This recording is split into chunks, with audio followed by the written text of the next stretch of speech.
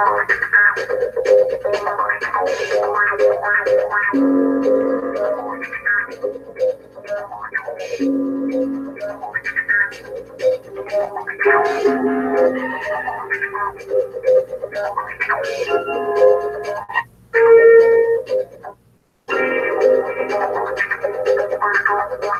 11:59 at Radio Free America, and this is Uncle Sam with music and the truth until dawn.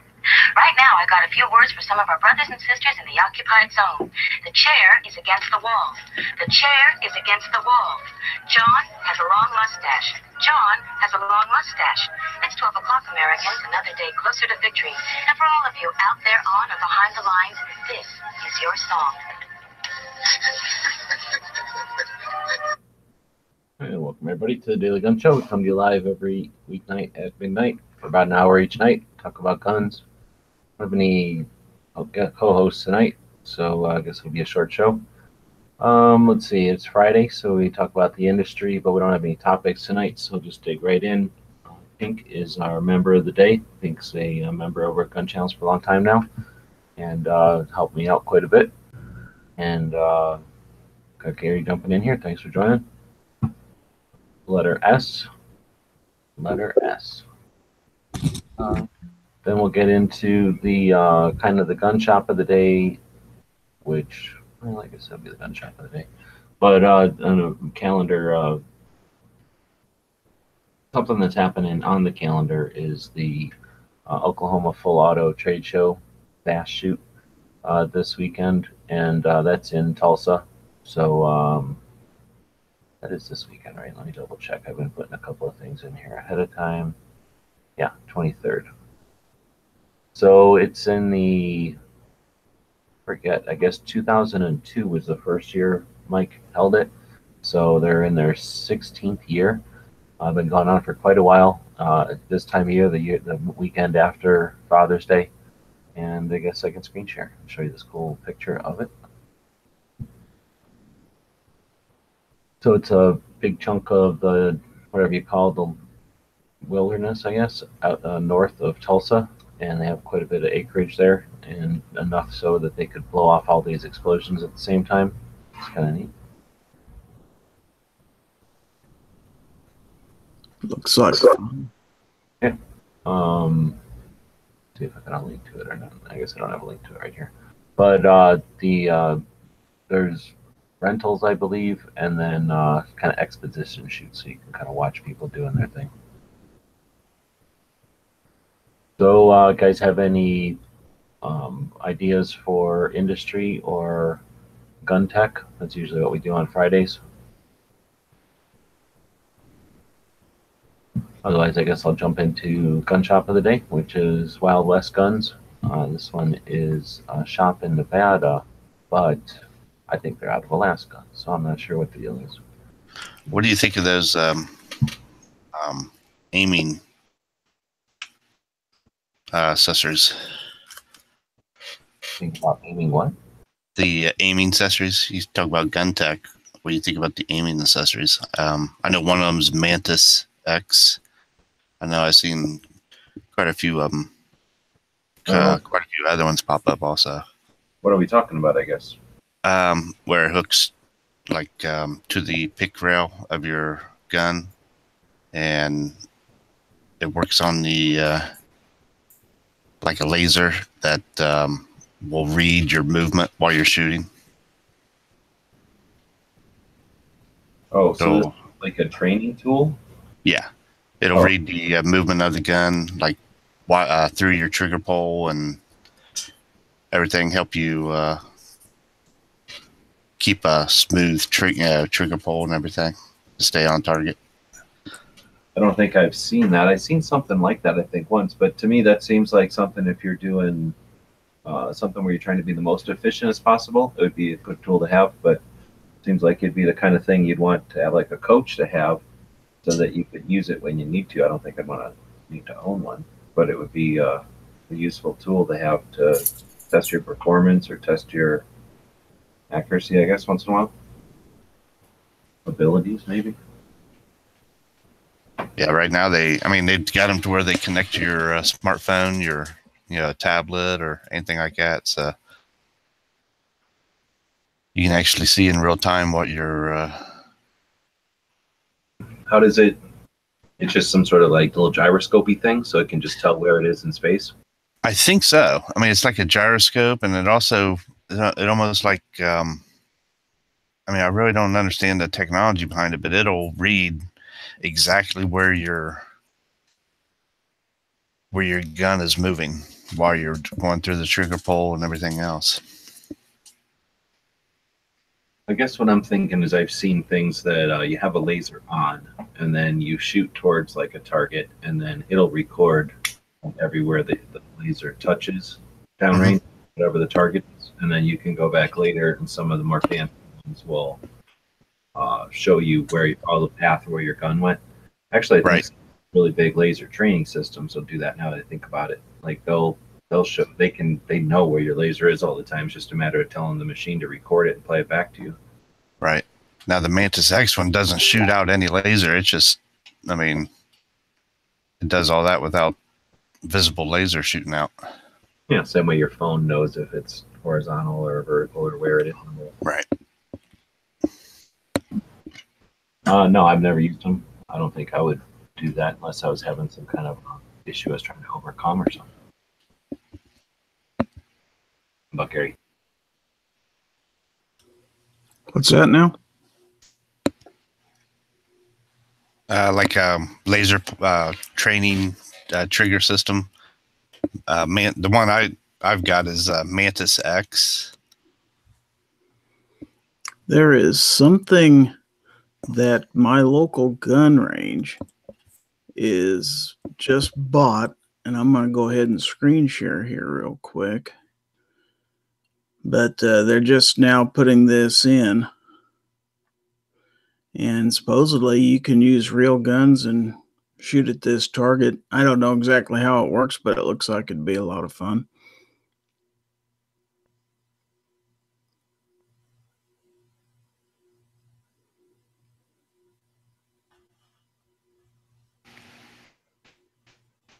Yeah, that's actually a simulator.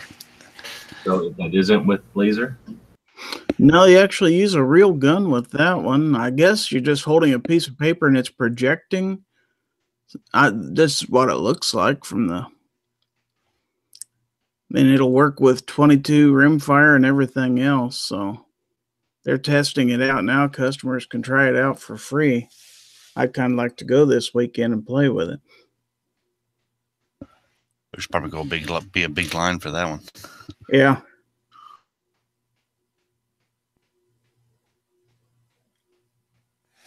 Well, I certainly like the idea of something that a gun shop can offer that brings people into the store and gives them a reason to come back and hang out. Bring people over. Absolutely. Anything that'll generate more traffic into the range and into the store is a good thing. Now, is your gun shop putting an age limit on that simulator? Well, they don't have any details yet. This is something new that they've just put in this last week, and I think they're just testing it out right now. But full details, how they're going to use it and everything aren't out there yet. So, okay.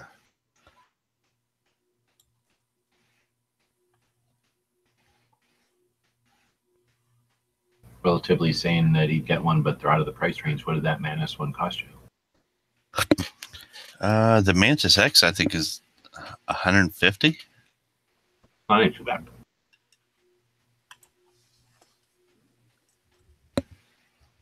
So do you like it? Do you use it? I actually use it indoors.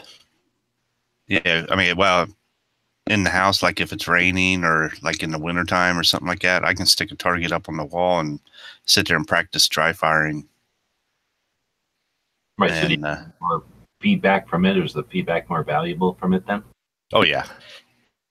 Yeah, it'll, I mean, there's times when I'm all over the place, when I'm drawing and shooting at the target. It'd still be a good training tool, though, I would think. Well, I mean, it's showing me that I'm all over the place when I'm... I'm like, man, I need to work on that one. Yep. It'll keep a history of your sessions also. So Oh, that's cool.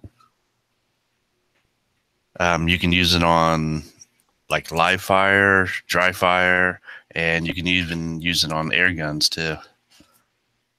Oh, wow. It's got settings on all of those. Very cool. So you got to flip a setting from regular to actual recoil so that it knows like to anticipate the recoil, I suppose.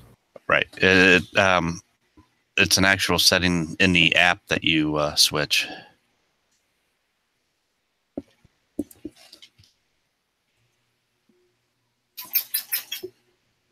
Very cool. I don't know, I'd never. I think I've heard of Mantis X, but I never paid attention to it. I figured it was a laser, I guess.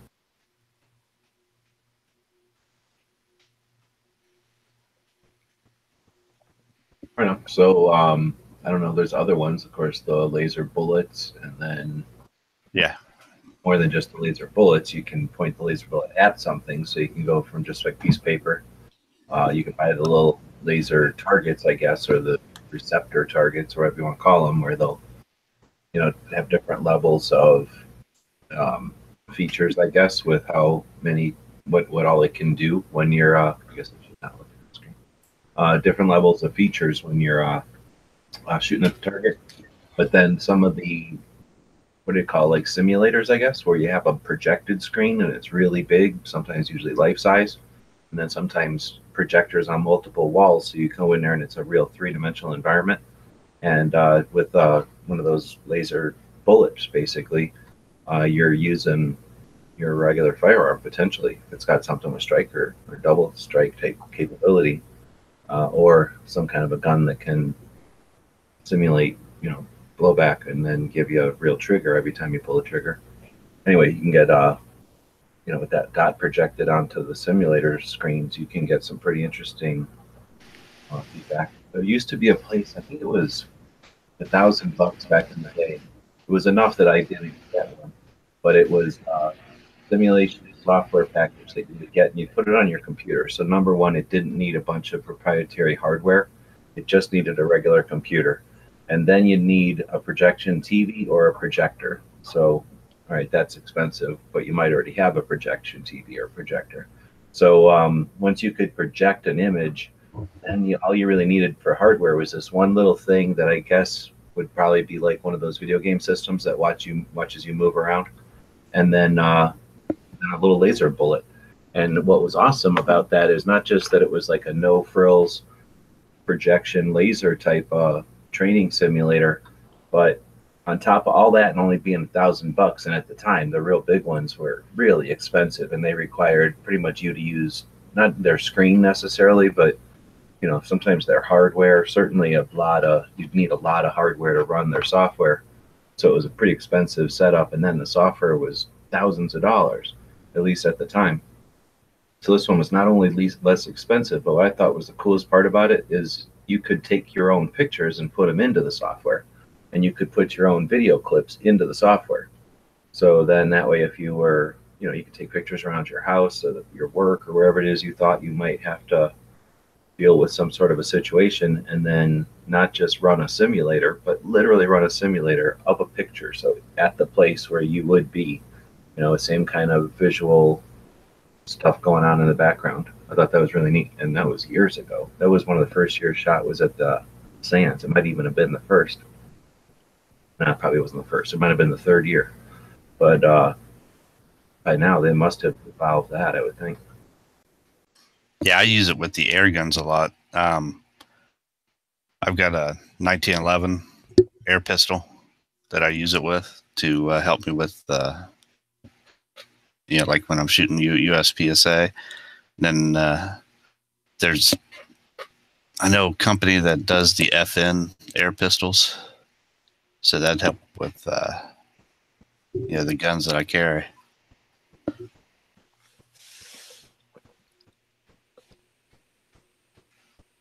All right, well, if there's nothing else to throw in on that one, relatively said Ghost demoed one at Wanamaker. I did not see that one. SHOT Show is another place to demo them because they'll set up like corners or rooms devoted to like really big simulators. Yep. And sometimes you just have, you know, the right setting. You have like a shaded area where they have like the perfect environment for it, and that way you usually get the best, you know, experience with it or whatever.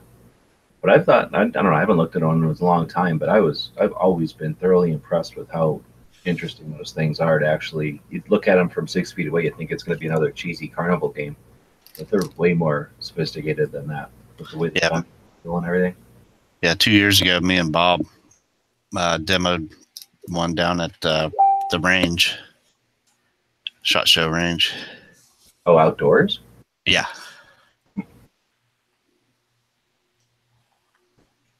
Bob actually, he was impressed. He's like, "Oh my gosh, this is." Yeah, I mean, if you've gone to a like an amusement park or whatever, where they have the cheesy version, which is kind of what you figure. At least that's what I figured. And then there's those like things that maybe they'll set up like an indoor amusement park, or like maybe at a, I don't know, some kind of a amusement thing where they'll have like a little shooting gallery with the lights, and it's, you figure it's going to be something like that, but it's, like I say, much more reactive. Like it's very subtle and reactive, so you can miss by a little bit, and it knows it.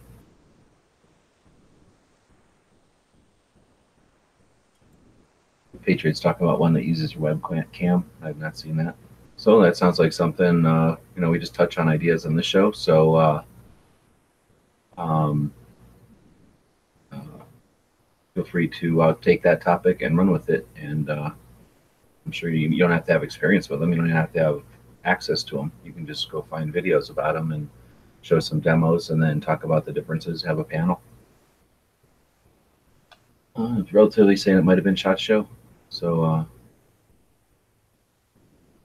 right, I guess we'll move on. So we were going to do Wild West Guns as our gun shop of the day. And if I jump over their website, this one that I've been checking out since the first SHOT Show I ever went to. It's the first time I think I discovered their guns, and everybody knows them. I think if I scroll down to the, where'd it go? Or if I scroll, wait till this one, the takedown lever actions are the ones that, I think they're the ones that started doing that. At least they're the ones I'm familiar with it. And then do that what do they call that thing? The tracker. The co-pilot, is that what they're calling it? Anyway, they make like a stainless one for Alaska that's like 50 BMG or something. I don't know. It's not 50 BMG, but it's something big. You guys familiar with these? No, I'm not, but I like it. I'm not either. Oh, really? I thought everybody knew about these. I think they have a TV show or something too now. But whenever I first seen, I thought they were called like the, what do they call it when you go up to, not a guide, maybe it is just a guide, but I thought they called it like an Alaskan guide rifle or something. And it was basically just a real high caliber stainless lever action. But I don't think they make the lever action. I thought they just modified them, but they might make the whole guns now for all I know. Anyway, I've always thought they were neat. But they were in Alaska whenever I first saw them, and I think now they're in Vegas. So they either grown or relocated. I guess I'm not sure. It says they have an Anchorage store and then a Vegas store, and pretty cool place. They're real active on the social medias now, and like I said, I think they have a TV show or something, or had a TV show. So I have not been to their shop, but I've seen them at pretty much any of the big gun shows. They're at they were at Tulsa even. Guess you guys didn't see him at Tulsa. I don't remember seeing them. Corner downstairs. What they usually do, or maybe it was upstairs. They have this. They have like a big slice of wood. You know, imagine like a big slice of a big tree from Alaska. So it looks like a big platter or something, but it's just, you know, one big piece of wood they cut out, and then they got that folding or that collapsible or takedown, I guess, rifle sitting on top of it. Usually they'll have that something like this sitting on a corner, kind of like their signature. And it gets people to come over and go, dang, that's cool.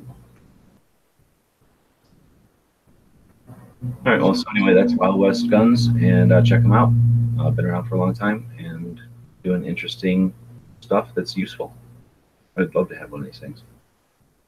Yeah, definitely. Yep.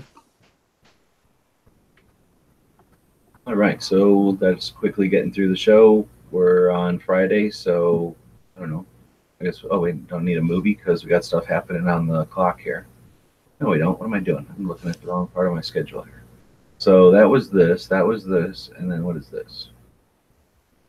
Oh, it's a Coast Guard Auxiliary's birthday. So I don't know. Is Brandon in the Coast Guard Auxiliary or the Coast Guard? Probably the Coast Guard. I think the auxiliary would be like for kids, right? Like the junior ROTC or something. So I'm guessing that's what it is. I really don't know. But it was on the list of military calendar or military anniversaries, I guess, military holidays. So we'll do a quick look here and see what the hell they are. Yeah, I'm pretty sure he was definitely in the Coast Guard. I know Coast Guard, but I'm thinking whatever the version of the Coast Guard Reserves is.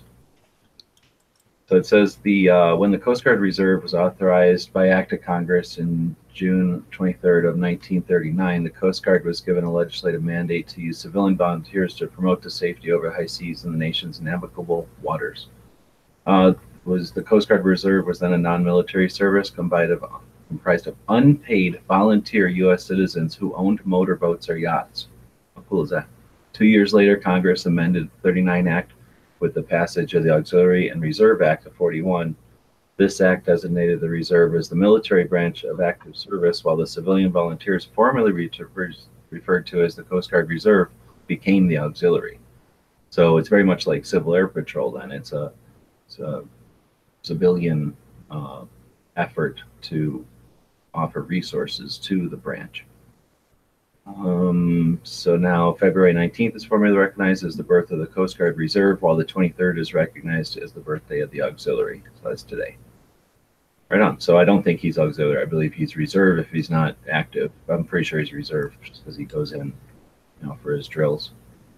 Sounds like. Anyway, so that's a little history on the auxiliary, and it's kind of neat thinking about that. I think this was back in the war days, right?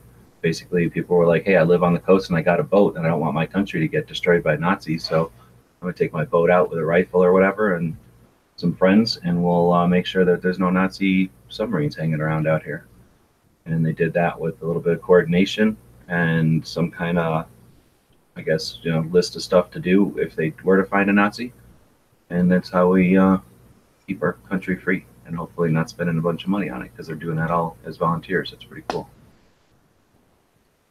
I don't think we have a very big contingency of it here in Arizona, except for it might be the most of it. Well, I know that was pretty big out on the West Coast during World War II. I would imagine, but I know they had on the East Coast too. There was Nazi submarines on the East Coast because they were bombing the shit out of supply boats and stuff. It was just a matter of how ballsy they got coming up to the coast over on this side.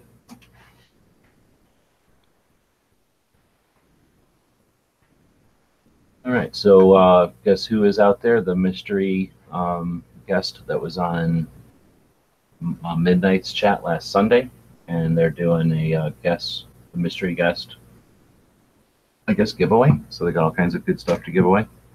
If you can't wait to get something for free, then you can buy something at your website store.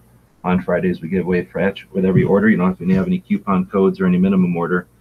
And, well, nobody bought anything today. But if somebody were to buy something during the show, and my phone's on, here it is, and you hear this little noise, and then who knows what might happen, because no one has ever bought anything while I've been live.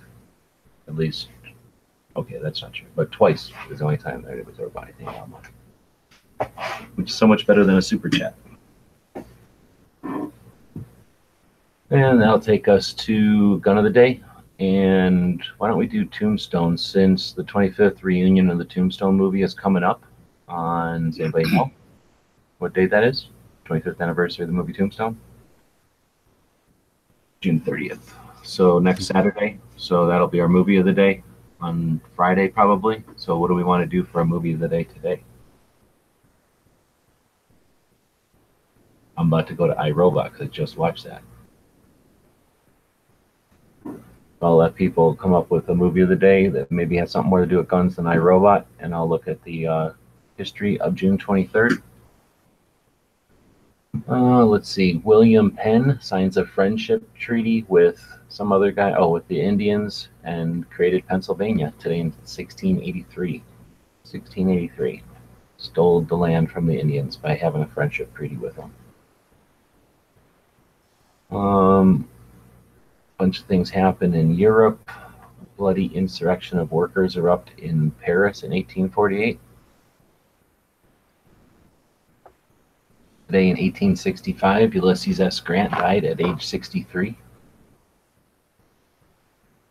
Let's see.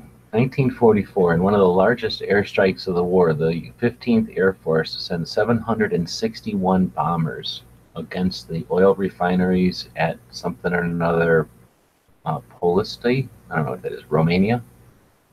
761 bombers. Think of the scale. And then people go, we live in a time of violence. 761 bombers to go take out oil refineries. Can you imagine what happened on the ground then? Yeah. Holy moly. I mean, they definitely didn't all carry one bomb. No. So let's see, 1951, Soviet delegate, some guy proposes a ceasefire in the Korean War. Must not have worked because in 1952 we were bombing power plants on the something river in Korea. Let's see, and then anybody born? No. So that's about it. Let's see. I don't think I have anything over on the gun history thing. Otherwise, I would have talked about it. So the history of the Air Force is actually tomorrow, I think. So remember that one. Say thanks to the Coast Guard people, they've actually got one of the most dangerous, well, literally one of the most dangerous jobs that we have in the military with their whole rescue thing. It's insane the amount of risk they put themselves into to get people out of harm's way. And when you look at them as law enforcement, federal level law enforcement, they get tasked with doing all kinds of things that we can't put military into. They go in as advisors and actual law enforcement all over the place, and they do some dangerous stuff. Oh, that's the website for that target thing, or for that trigger thing. Oh, yeah. Yeah, I see why you like iRobot. It's got a Mac 11 in it. Really? Yeah, it'd be a modified because everything looks all future-y in that movie. Nah. Huh. I'm throwing a link up here to that trigger thing. Member of a street gang.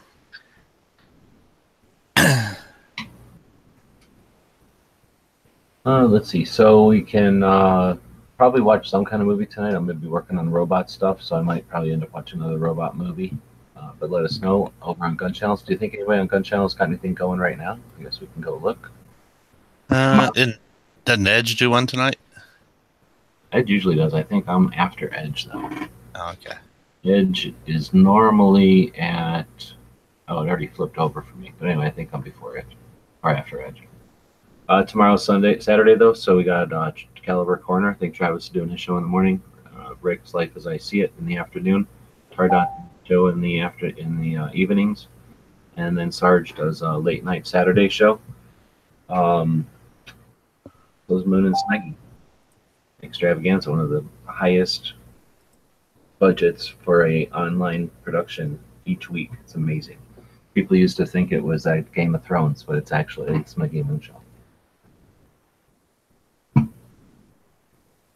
Reminding everybody who's over on the Gun Channels or checking out Gun Channels, we're still dealing with that glitch. So when the chats seem like they're not working, use that one that pops up out of the bottom, and you'll have better luck. It'll happen automatically. Oh, it looks like Edge canceled tonight. He must be doing something over there. I want to take a second again to thank Edge. He goes out of his way sometimes to make sure we got some tech. Pink, you're also one to go out of your way and financially out of your way to make sure we got the tech to do some of the stuff we've been doing. So really appreciate that. We've been posting some of the comic stuff. Gary got to use one of those. Hopefully you like it. If you need me to fiddle with that at all, let me know. I'll be more than happy to open up a live chat and fiddle with one for you guys. Yeah, I'm having a lot of fun with that. Cool. Guys, put together those little comic panels, and hopefully people draw some writing on there, have some fun with them, chop them up and clip them art together or whatever. But yeah, that's kind of fun. So again, thanks guys. It's been a collaborative effort, and we'll continue to keep going as long as we can. Unless you guys have anything else, I think we'll wrap it up. Nope, I'm good. Yep, I'm good here. Fridays are kind of a weird one. I'm probably going to do it more of an open show on Fridays just because I can't get co-hosts to show up on Fridays. And, I don't know, maybe wrap up the week. You know, it's weird, but doing the early watch, I get a lot of the news kind of things I want to do done during the early watch, and I'd like to leave this show for more just, conversations about guns. But I guess it's too late in the night. People don't want to chat about stuff. They're too tired or something. So we'll give us some feedback. Maybe we'll move the schedule around. Maybe we'll do those conversations during the day when people are, still on, bright and, thinking, and then just replay them at night. I don't know. Keep playing with it. But again, thanks for showing up, guys. And we'll, I don't know, probably do something over the weekend here. Got a couple of different things I'm working on. Anybody's got a quote? I do have one. Right on. Okay. All you need for happiness is a good gun, a good horse, and a good wife. Daniel Boone. That's a good one. The guys and gals of gunwebsites.com encourage you to take a CCW class every year, practice at least once a month, and carry every day. Thanks for watching gunwebsites.com. Ninja! Ninja!